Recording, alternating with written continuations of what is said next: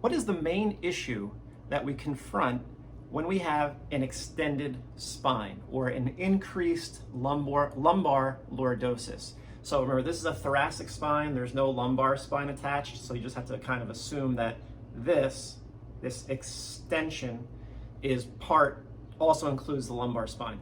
So it would really be to about lumbar spine to 1, 2, 3, 4, 5, 6, 7, 8. So all like through here, okay? So lumbar spine and up to about here, okay? Like right around there. What is the main issue that we confront when we have an extended spine? I will let you think about that for a couple seconds. Ponder it. We can't rotate. That's the answer. Well, there's a lot of answers, but that's one of the main answers, and that's what I'm talking about today.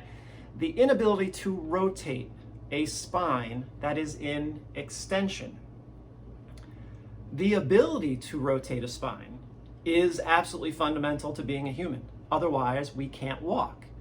We cannot breathe. And the study that I'm going to talk, or the study overview that I'm going to talk about today, you can find on the internet.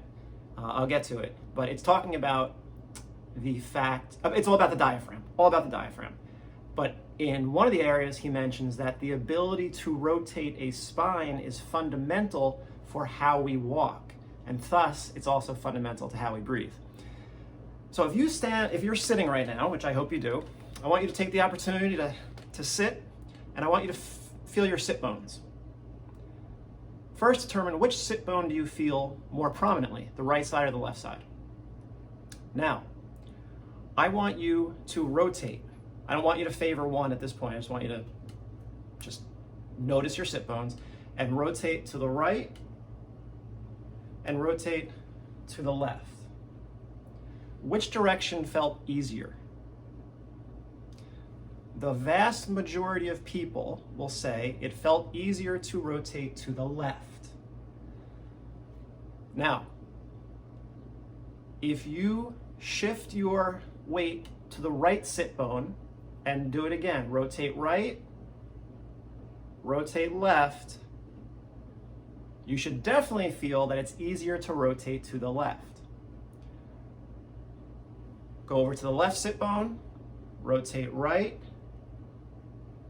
rotate left, and if you're on your left sit bone, it should feel easier to rotate to the right. That is how humans are supposed to function. Ground yourself on the right leg, rotate to the left to bring you to the left leg. Ground on the left leg, rotate to the right to bring you to the right leg. That's how we move forward as we walk. That requires the ability for the spine to rotate effectively. In the pattern that we get stuck in, however, most people, when I ask them which sit bone they're feeling the most, they'll say the right sit bone. That's no different than standing on your right leg. Most people realize most of their weight is on their right leg. If you're on your right leg 24/7, you're in this left AIC pattern, which is right stance. You're over on that right leg. Can you rotate to the right? No, it hurts. Why? Because you can't rotate to the right if you're on the right leg, because you're already rotated to the right, and the spine will not go further. You rotate to the right when you're on your left leg. Now, what happens when you need to rotate to the right, but you're stuck on your right leg? Well, there's going to be tremendous amounts of stress placed across your spine. You're going to have limited rotation to the right if you're constantly over to the right with your pelvis, and that's what the left AIC issue is. So we love being in this left counter rotation position because we're over on our right leg. That's the right BC pattern. So we're stuck on our right leg and we're in a perpetual state of counter rotation back to the left, but we're never really rotated back to the left. We're just attempting to do it. That's why you usually see left shoulders higher than the right and everything we talk about. So if you're on your right leg too much, you struggle with rotating to the right. Now, what about all your athletics, throwing, jumping, hitting, batting, swinging golf clubs? What if you're doing that with a pelvis that's constantly rotated to the right? And yet, to throw a ball, You got to get that arm behind you. But you can't do it. You can't rotate to the right. How are you going to get that arm back? You're stuck. So what do? You start to create what we saw, pathology. You'll probably start, because you can't rotate through this area. It's locked up. Extended spines can't rotate. So you have this issue that you have to do stuff with this right arm. You got to look behind you. You got to bring this right arm back. You're probably going to create pathology. You're going to stretch stuff out. You're going to start to extend your upper back to throw that arm back. You'll probably be using your neck way too much. The right scapula will disengage. You're going to use your right SI joint probably also. There's going to be a lot of stress, rotational stress, placed to the lumbar spine, because you can't use the thoracic spine, to get all this rotation. So I could go on and on about that. But I just want to talk about this little research review. And I just picked out a couple parts of it. Now, I'm not going to put a link in, it's just too much work. Matt Walden is his name. Matt Walden, W-A-L-D-E-N. And the study, or it's an editorial really, in Journal of Bodywork and Movement Therapies. You can find it online for free. It's called The Diaphragm, More Than an Inspired Design. Okay. So one of the things he says is,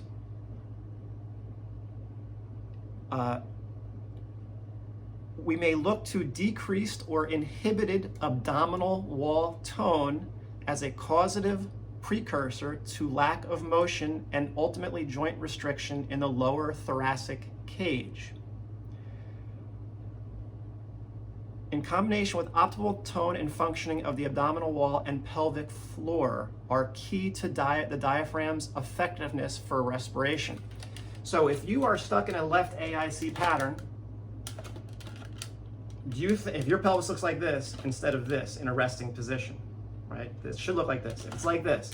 Do you think that pelvic floor is going to be in a resting, in an optimally toned state on both sides, and the both sides of the pelvic floor? Negative.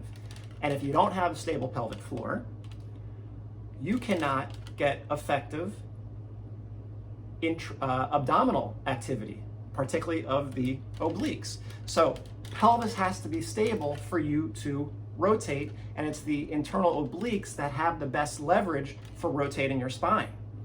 So for effective rotation, you need a stable pelvis and proper tonus of the pelvic floor musculature. Okay, so that's number one. Number two, he said, chewing and walking are strongly influenced by central pattern generators in the central nervous system. Your central nervous system has a metronome, an internal metronome that creates a rhythmic pulse. You can find this, it's in the brain. There's research on this. And that's why both chewing and walking are both rhythmic. Gait, walking is rhythmic. Someone who's non-rhythmic, that's not normal. And once you're non-rhythmic, because maybe you're compensatory, so you spend more time on the right leg than the left, so now you're off beat because you're on your right leg too much and not on your left leg enough, which is the definition of someone who's stuck in the left AIC pattern. And for those people, and it's like a couple people asked me, why would I do a reverse lunge and practice staying on the left heel? For that reason, because you suck at it. You have to develop power by staying on the left heel and then pushing forward, yes. But nature, human life by itself is going to take care of that. I don't think you need to train moving from your left heel to your midfoot to the big toe. This left AIC pattern, this dominant inherent drive of humans to get back to the right side as quickly as possible, that will take you off your left heel to your arch to your big toe very easily. And when you do that too quickly, you'll extend your back and end up on the right side too quickly. And now instead of having one, you'll have 1.5, half, 1.5, half, one. That's offbeat. That's syncopation. That's offbeat. It's not rhythmic. And when you're not rhythmic, now your brain has to figure out how to rhythmicize you again. And it's probably going to be doing it through compensation. It has to constantly think about, how do I get this guy back on beat? And now all your brain resources, unconsciously, is going to, you're expending way too much energy on having to try to stabilize an unstable gait, okay?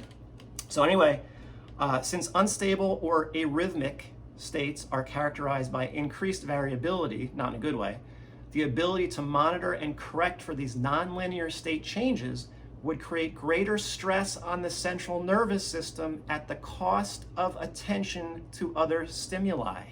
Your central nervous system is trying to constantly monitor this offbeat gait, and now you miss the rest of life, and that will impact you. All right, so let me move on from there. Just remember, we're really good at going from left heel to left arch to left big toe. We do it so well that, well, we never really get left heel, that's the problem. But we love left arch, left big toe, and back to the right. So that's why I do these exercises. I train what you suck at. I train what I suck at, which is staying on the left heel long enough in order to not go back to the right side and become offbeat again. You guys stay on the left side long enough so you don't fall offbeat. All right, life itself will try to take you back to that right side very quickly. I don't think anyone really has to train that. Since human gait and most explosive movements, hitting, kicking, throwing, require spinal rotation, the ability to generate and control rotary torque through the trunk is prerequisite for survival.